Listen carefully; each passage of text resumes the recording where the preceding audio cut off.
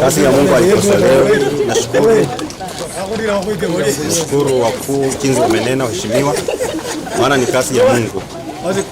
Nina furaha pia, naendelea kuwaombea ushindi tu na wasaa wao.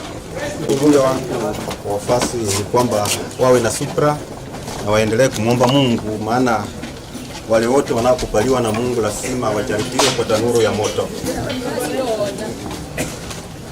The police station to be denied. As you can also see, Your Honor, the respondent is a person is mentally fit,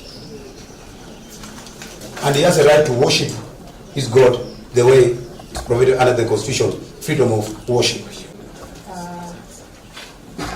That's it's a private premises actually, and the law is clear. You need to have an order to cite the premises. The police cannot just go searching the premises. Submit that we be granted the Detain and enable us complete the investigation and see whether we are preferring charges to the rest of the government. I've considered the application. Virtually the prayer 4 is not opposed, so prayer 4 is granted. For the other two remaining prayers, I reserve my ruling for tomorrow at 10 a.m.